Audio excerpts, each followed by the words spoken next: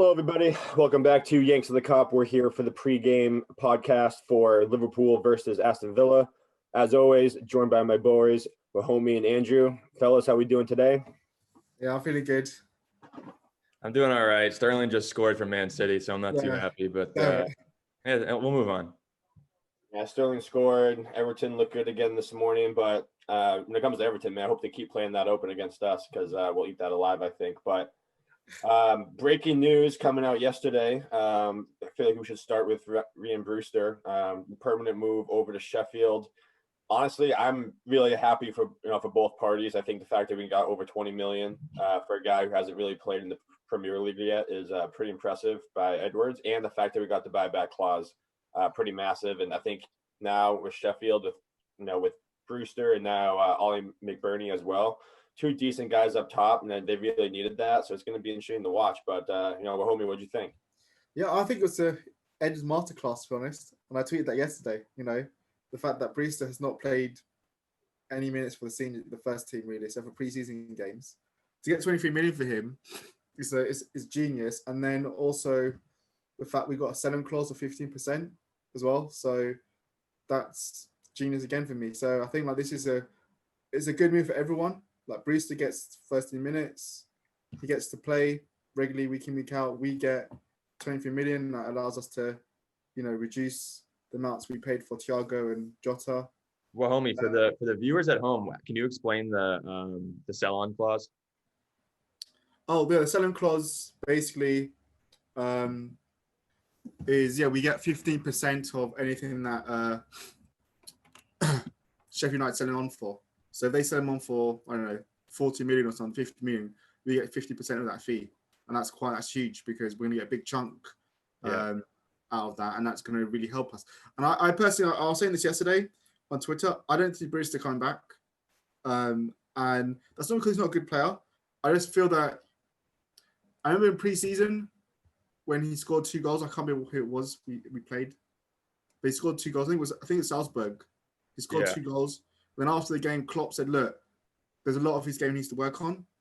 And I think that was referring to his ability to link up play, his defensive pressing, his movement, and, his just overall awareness. Like what you see from the other front three in terms of their awareness of space, link up play. And I don't think he has that because I think Brewster, and I said this a while back, Brewster reminds me of that Hernandez used to play for Man United.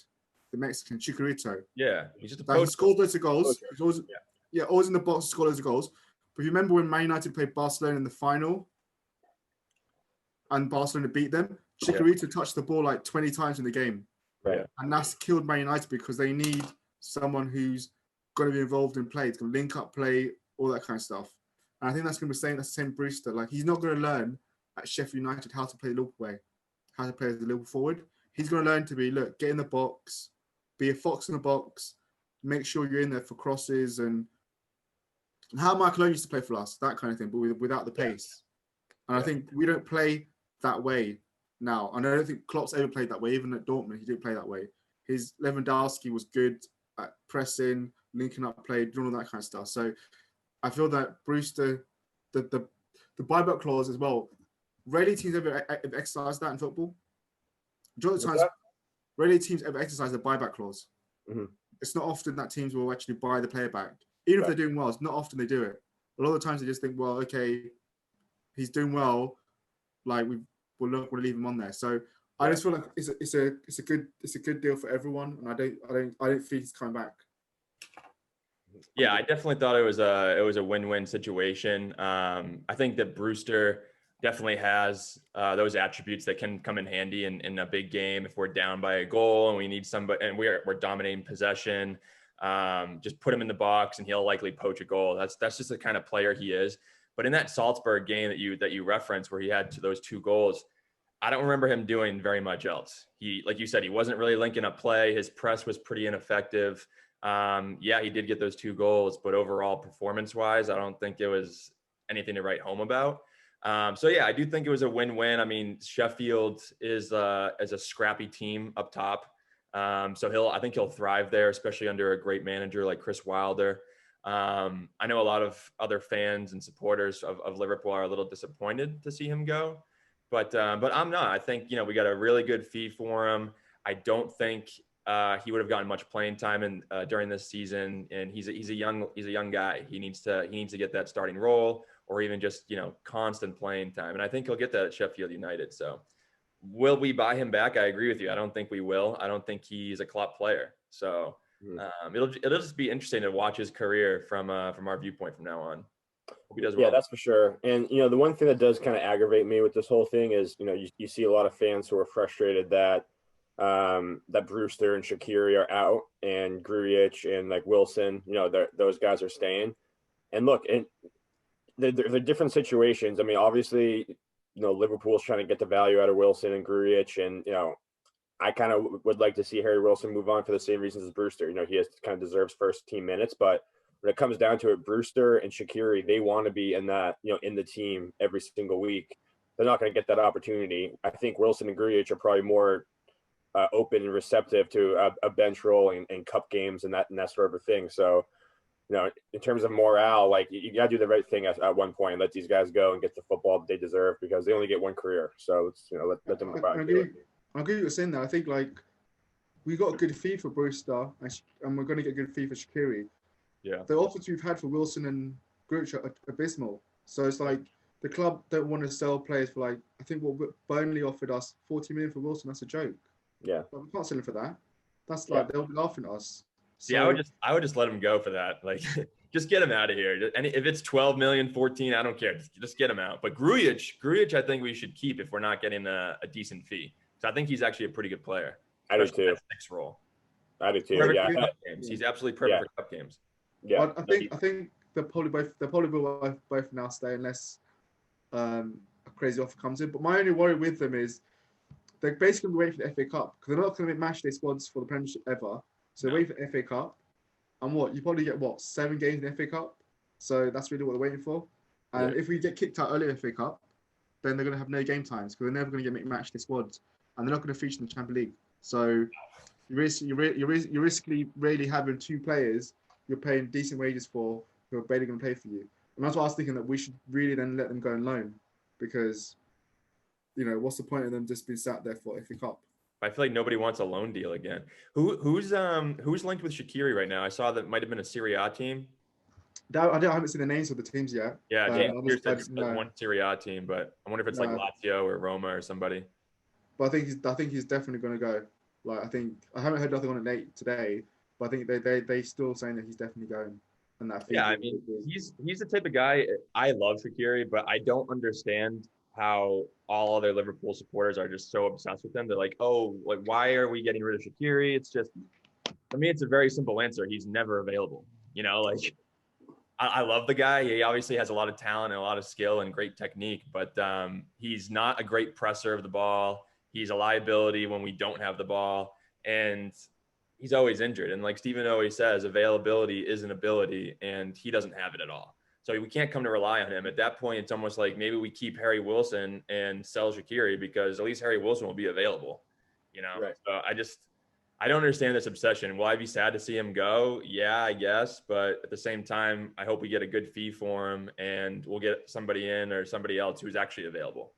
Yeah. Yeah, and I think with Shaqiri, I'll add this quickly, that if you what you said, you talk about the pressing. I don't think there's a lot of times when he has been fit and Klopp's not played him. I think he doesn't do the tactical stuff that Klopp wants. He doesn't trust. If he's playing him wide, he'll drift in middle and he'll abandon his defensive just responsibilities on the flank.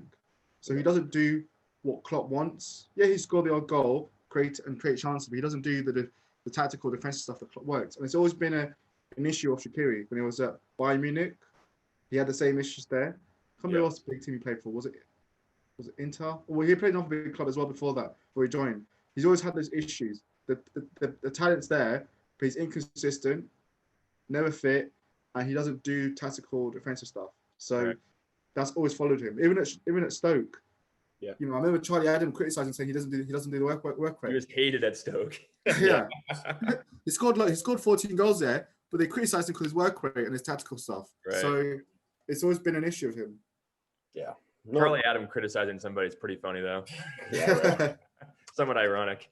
But let's get into the match tomorrow over at Villa Park. The Reds traveling over there. The other news that broke yesterday that involves the game tomorrow, Sadio Mane has been diagnosed with COVID-19 as well. Thank God we got Jota. Luckily, I think he's going to get a start tomorrow, and that should be a big thing. But what do you guys think? Mane has had a really good start to the season. He could be a big miss tomorrow because Villa, they're still undefeated as well. They beat United. They have looked good so far. So what do you guys think? I agree. I think thank God that we signed Jota. I think if we didn't sign Jota, then I maybe would have been a little worried in this game. I think we still have the quality to defeat Aston Villa without Sadio Mane, but with Jota, I don't think there's going to be much of a. I think it'll be a seamless transition for the most part. I think our midfield stays the same from last game. We'll see Gini in there. We'll see Fabinho, and we'll see Naby Keita. I think Henderson trained today or yesterday for the first time, so I don't think he'll make the starting lineup, but he'll definitely make the squad. And I think the back four remains the same. But in this game, I'm pretty confident we'll keep a clean sheet and we'll win maybe 3-4-0. I'm not worried about it. I hope Sadio Mane has a quick recovery though. Yeah, I didn't get this. There's loads of fans who are. Yeah, Sadio Mane has been outstanding obviously for us, but we signed Jota for a reason. Yeah, they're crying out for quality cover, and then as soon as we lose a player, and they've all been saying how good looks Jota been playing, there's this panic of. And everybody freaks out. Yeah, freaks out. It's like, well, the whole point we signed Jota was for that. So right. I understand, and also it's not the worst. Mane even tweeted yesterday on his Instagram, he's got mild COVID symptoms. So in England, they're saying for mild COVID symptoms, that's 10 days in isolation, which the club even tweeted. 10 days, he's back on the 12th of October. Everton's on the 17th. That's 4 days he's got training. Thiago's back 2 years before that because he went into isolation earlier. I don't see what the big fuss is. If it's Norwich, that's international break.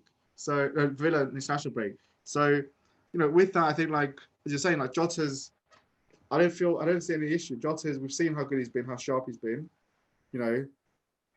It's going to be a seamless transition, And I think I don't see any issue tomorrow in the terms of we're going to probably see the pressing side of Jota that we haven't seen yet. And I think that's the only thing. If we get the pressing side that we know he showed at Wolves, we get that tomorrow, then I don't think there's going to be any issue really. So yeah. I'm not really worried about Villa. Respect them, yeah, but I'm not really worried about them. That's a win. That game we should be winning, and I fully back us to come away with 3 points. Yeah, the only thing I would be somewhat concerned about is, when Mane's in there with Robertson, they have such a great link up. They're on such a good wavelength together. They have such great understanding of where each other are going to be. With Jota, he's still learning that, so who knows how that'll be. Robertson's a world-class player. Jota's a great player, probably soon to be world-class in the next few years under Klopp. But that would be the only thing, my slight concern. But other than that, I think he might even bag a goal or two. Remember, would you say Arsenal better defensively than Villa? Are Arsenal better defensively than Villa? Yeah. I don't know. Probably not. Because I'm gonna say remember he had in the 10 minutes against Arsenal, who everyone's talking about very well defensively. He had what was it? He could have had a hat trick in 10 minutes. Yeah. So I think that plays well, and he did look sharp. He's looked sharp. I will say I don't understand. Sorry, Steven. I don't understand why they're going out on international duty as well. I think that right now with the increased cases of COVID, they should just. I know that they have to get the games in, but I feel like a lot of players are going to come back with COVID. That's one thing I am worried about. Yeah, I don't get that either. I think it's stupid that they're sending people on international. Big concern. Traveling within the country is one thing, but then traveling abroad and being with all the players from all these different countries and areas of the world, it's a huge risky risk. Man. Yeah. He only cares about money though. Oh, of course, money comes first. Yeah, so they don't care about health, and that's why I said yesterday. I think his international break should be cancelled for the year. Yeah, I would agree. They really should. It's kind of stupid that they're not. But the other question for me again with tomorrow is with Jordan Henderson's health and going into the international break. I wouldn't start him even if he's somewhat healthy. I think the Fabinho, Keita, Wijnaldum, midfield three. I think that would be more than capable to put in a good performance against Villa. Right. I mean, Villa, they are riding hot. Still have Grealish on the team. They just got Ross Barkley on a loan. And honestly, I think they're a scrappy team, and I think that they'll definitely have a fighting chance to stay up this year. But honestly, I think as long as Fabinho's in there and you have those two midfielders, we're going to outwork them. So I have no problem there either. And I think it's going to be Gomez again, the same back four. The only thing I'm worried about, again, is just with Gomez. He did play great last game, is just the discipline aspect, because Villa is good enough up top that if you give them, a mistake or two, they can capitalize on that. So I just hope he's, kind of buttoned up back there. But what do you guys think about the rest of the squad? Well, I think it's going to be the same team as last time. I think it'd be unfair to start Henderson after how well everyone played last time. And even though Henderson's fit back, like you said, he's barely trained, so we don't need him to start tomorrow. So I think it's unfair for any of Fabinho, Kate, or Junior to be dropped tomorrow. Do you think he makes the squad, Henderson? I think he'll make the squad, because I think it'd be good to have him off the bench to come on and maybe see the last 10-20 minutes. Yeah, I was just thinking about it though. Like Grujic played really well, in my opinion, in the cup game against Arsenal. So I'm wondering if maybe he just still rests Henderson, lets him get another week of training. I know that we have the international duty coming up, or international break, but maybe Grujic earned a spot on the bench. Could be, but I think obviously because Henderson's been called up for international, so he's going away for England. I hate that too. I hate that. Yeah, it's just like it drives me insane. He's been injured and you don't call him up. It's ridiculous. So he's going to go there. So maybe, I see him in the squad tomorrow. I think they'll have him there just for the last 10-20 minutes, give him a run out. Yeah. But otherwise, I think it should be the same team as Monday that won. And I think that's going to be too strong for Villa. And the game was a good game last year. We won 2-1. That was a tough game. So that was. But I think this year we're a bit more wiser, and we're more fresher now, because I think that time we played a lot of games, and that had caught up with us. But I think now I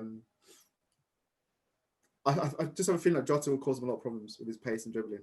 Yeah, I think we're in really good form at the moment. I think that we're really clinical as well. Like Salah has looked his best since, maybe midway through last year. Mane's looked his best. I would love to see Firmino get a couple goals here, just because I think it would help with his confidence. And I know you guys say every game, oh yeah, Bobby's going to get a goal. So this one hopefully will be the one. But yeah, let's get into it. What are the predictions? I'm saying 3-0 Liverpool. Clean sheet.